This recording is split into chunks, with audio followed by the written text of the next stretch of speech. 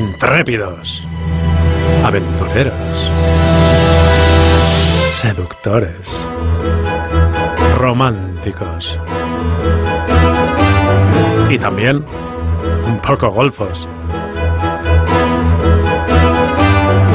Las historias de piratas nos han cautivado desde siempre en literatura, cine y televisión.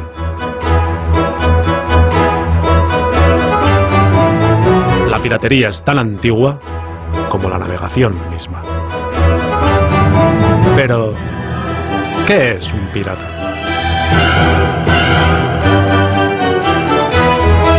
El pirata es un bandido que se dedica al robo y al saqueo marítimo.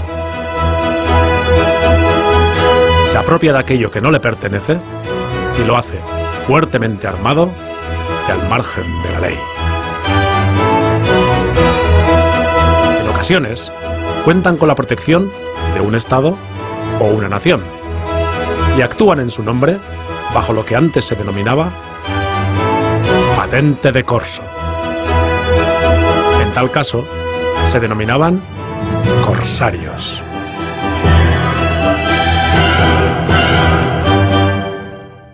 Los piratas somalíes han ampliado su radio de acción. Son 2 de los piratas. El ejército intentó capturar a los piratas. Finalmente la fragata Canarias alcanza el esquife y captura a los 2 piratas. Unos 60 piratas se repartirán el botín de 2,5 millones de euros. Ha habido fuego en el Inserto 1-2, repeliendo a los piratas. Tenemos 63 piratas a bordo ahora mismo.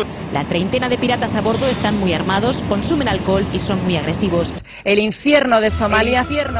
En la actualidad, la piratería en Somalia acapara los medios de comunicación. Pero, ¿existe tal piratería? ¿En qué consiste? ¿Y quiénes son realmente los piratas? Para averiguarlo, es necesario retroceder hasta el origen.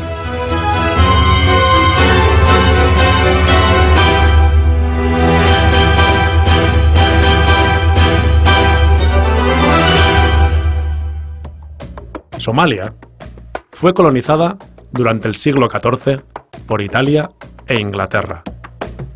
Consigue su independencia en 1960, pero el gobierno democrático dura tan solo 9 años.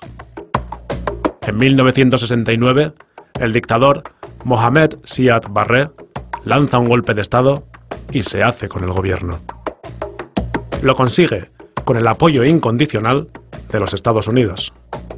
Y no en vano. Gracias a ello, las principales compañías petrolíferas yanquis obtienen importantes contratos para explotar el petróleo existente en el país. Situada en el Cuerno de África, Somalia ocupa una posición geoestratégica fundamental para las rutas de transporte marítimo que unen Europa y Asia. Más de 20.000 barcos de carga atraviesan cada año sus costas por el Golfo de Adén, transportando más del 10% del comercio mundial. Y por allí transita también gran parte del petróleo extraído de Oriente Medio. Desde hacía tiempo, naciones regionales y potencias extranjeras se la disputaban como punto estratégico para las rutas del transporte marítimo. El mandato militar de Siad Barre se prolonga hasta 1988, cuando el movimiento nacional somalí se rebela contra su dictadura. El levantamiento da lugar a una sangrienta guerra civil que se prolonga hasta 1991, año en el que Siad Barre se ve obligado a abandonar el poder y huir del país. Pero su marcha no trae la paz. Ante el vacío de poder, varios clanes se enfrentan entre sí para hacerse con el control del país, lo que ha impedido la existencia de un gobierno estable hasta la actualidad.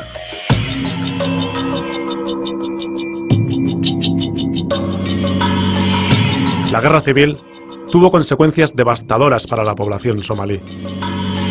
Más de 300.000 muertos, 1,5 millones de desplazados y una terrible hambruna que afecta a todo el país, agravada por la pertinaz sequía. Hoy en día, el frágil gobierno apenas es capaz de hacerse con el control de la capital. Los enfrentamientos entre las diferentes facciones son constantes.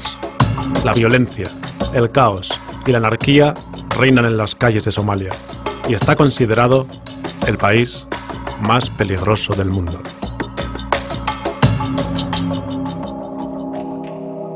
Aprovechando esta situación caótica, sin control ni gobierno, multitud de barcos de pesca procedentes de varios países comienzan a faenar sin licencia alguna en las aguas frente a Somalia, incluidas sus aguas territoriales.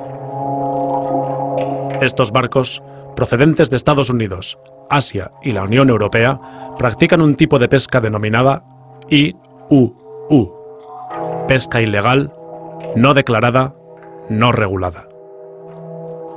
Su incesante y descontrolada actividad, empleando artes de pesca prohibidas en otras regiones del planeta, está terminando con las reservas pesqueras de un país que carece de autoridad y medios para proteger sus costas.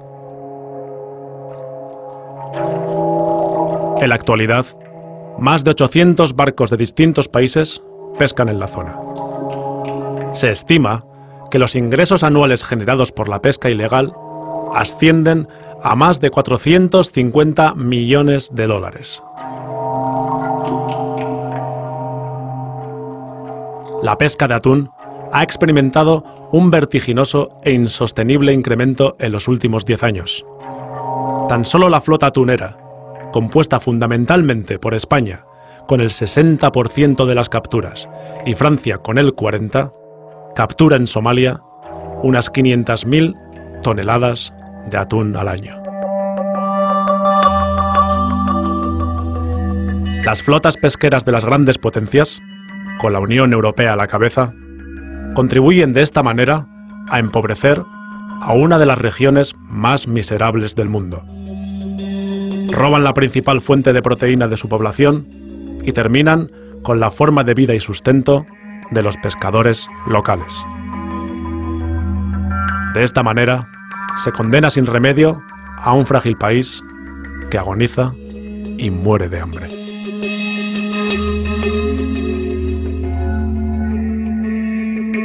Desde 1990, la comunidad somalí ha protestado reiteradamente ante la ONU y ante diversos organismos internacionales. Sus protestas nunca han sido ni escuchadas ni atendidas.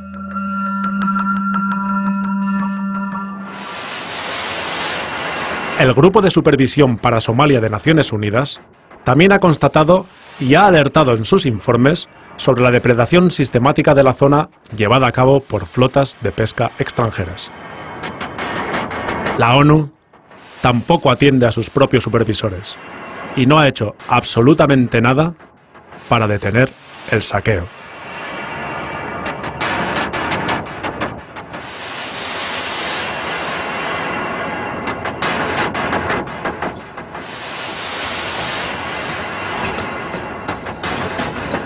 Pero la pesadilla no termina aquí. Desde la caída del gobierno en 1991, otros barcos comienzan a aparecer también en la costa somalí. Su actividad es más misteriosa. Los barcos se adentran en sus aguas territoriales, vierten barriles al mar y se marchan. Esta sospechosa actividad alarma a los pescadores somalíes, los cuales intentan disuadir a los cargueros que realizan los vertidos. Pero no tienen éxito. Los vertidos continúan durante 14 años.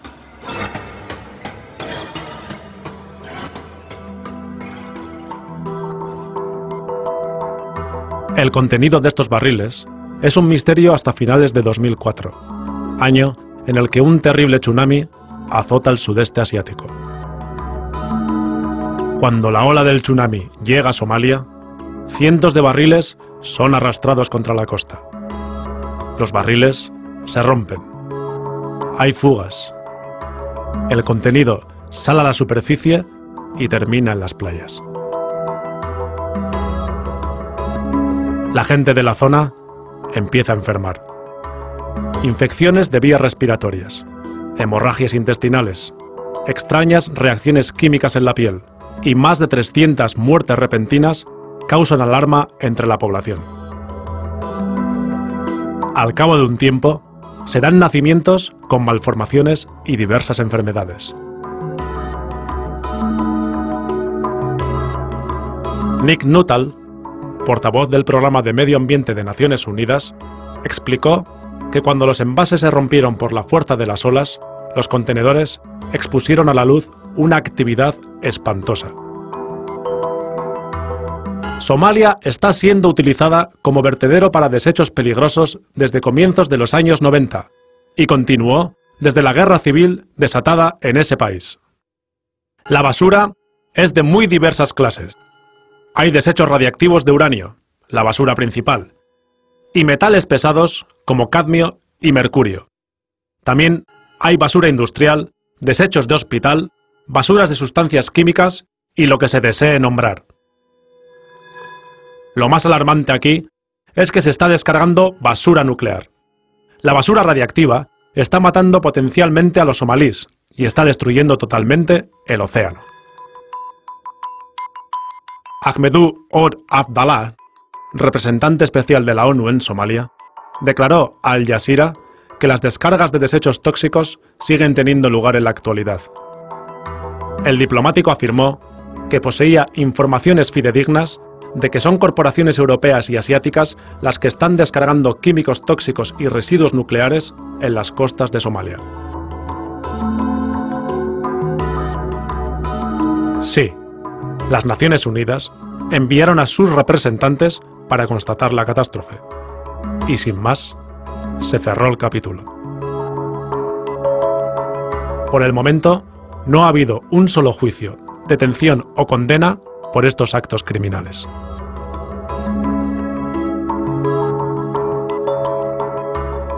Y esto no ocurre únicamente en Somalia. Las aguas de otros países africanos, como Costa de Marfil, Nigeria, Congo o Benín, también son empleadas como vertederos tóxicos por los países industrializados.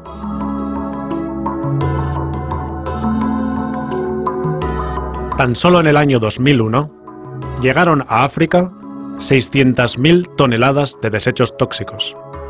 El continente africano se ha convertido en el basurero de los desechos radiactivos generados por los países ricos.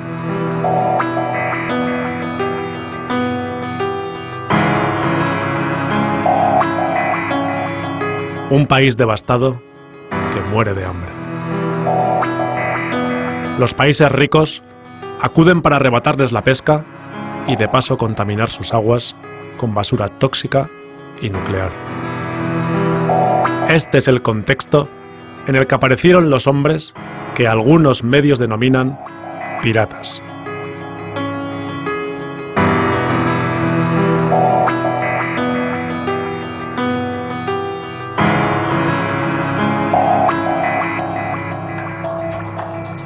Ante esta situación de absoluta indefensión, algunos pescadores reaccionan de una manera desesperada.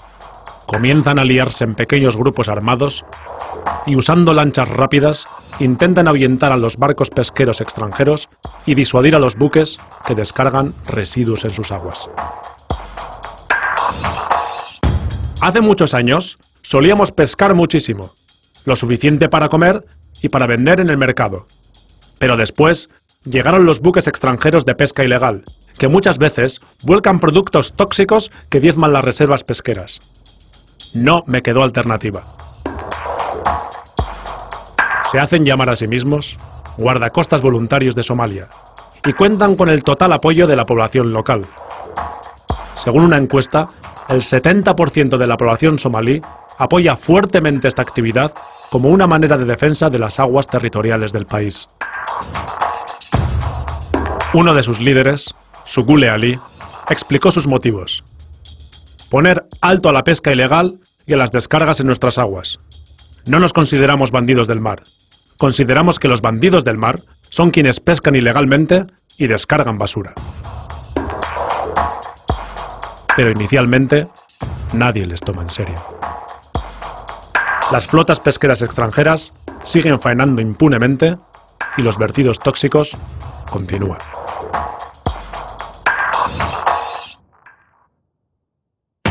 Teniendo en cuenta que todo esto ocurre en un país plagado de armas y dividido en bandas rivales, a estos pescadores pronto se unen excombatientes y terminan convirtiéndose en grupos fuertemente armados. Intuyen un lucrativo negocio en la captura de estos barcos y la exigencia de un rescate. Cuando comienzan a retener barcos, la zona se va despejando y las flotas extranjeras dejan de llegar con tanta frecuencia.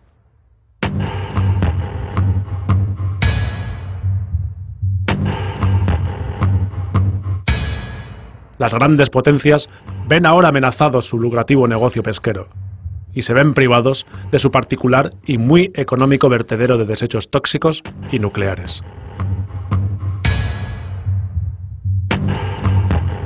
La ONU, que ha ignorado sistemáticamente las reclamaciones somalíes, sí que escucha ahora a los países afectados por estas acciones. España y Francia, países con importantes flotas pesqueras en la zona, encabezan la petición de una reacción militar conjunta. De esta manera nace la Operación Atalanta.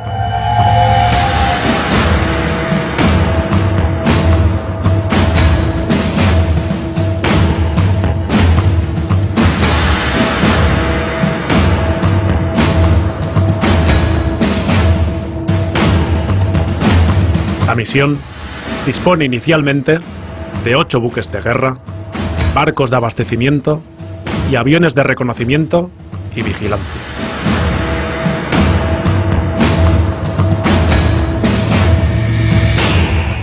Tras el fracaso inicial de la operación, se amplía su plazo y dotación, con más de 20 navíos y 1.800 militares.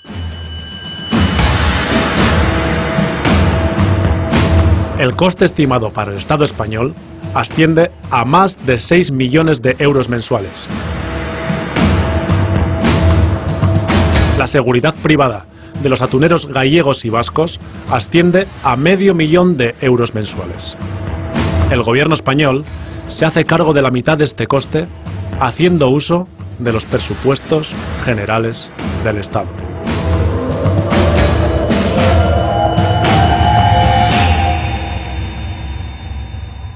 Recordemos la definición de pirata. Roban en el mar, apropiándose de lo que no les pertenece. Realizan sus acciones fuertemente armados. Y en ocasiones cuentan con la protección de un Estado o de una nación.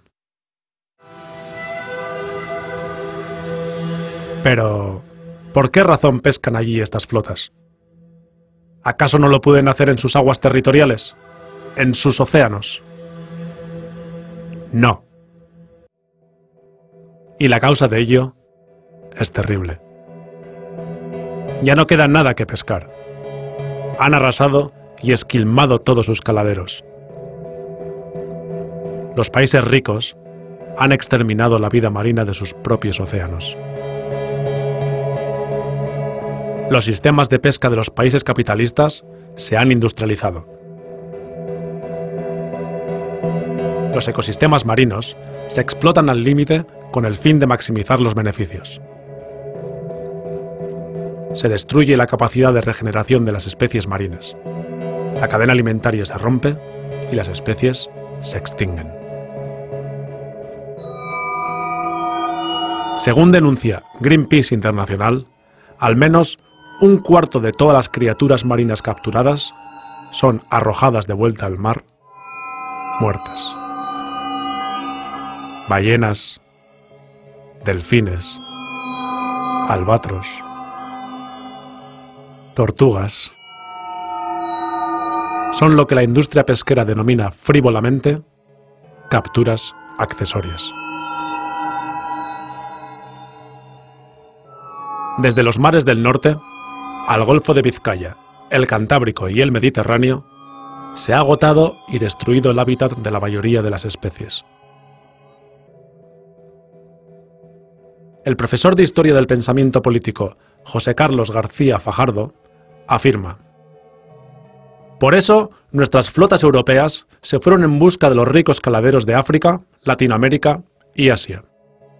En muchos países se sirvieron de gobernantes sin escrúpulos, de la falta de medios para defender la pesca en sus propias aguas o de las falsas empresas mixtas creadas para esquilmar sus riquezas.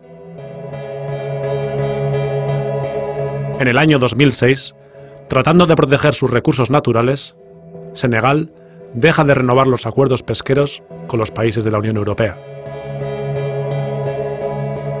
Pero parece imposible detener a las flotas pesqueras capitalistas.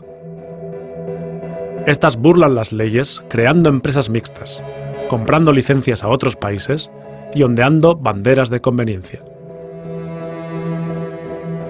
Actualmente, a través de Internet, se puede comprar una bandera de conveniencia en unos minutos y por menos de 500 euros.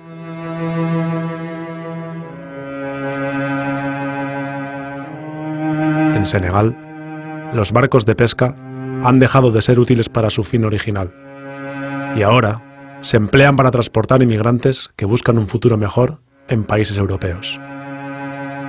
Paradójicamente, los mismos países que les han arrebatado su futuro. En Somalia, los barcos han dejado de ser útiles para la pesca y ahora se emplean para la piratería.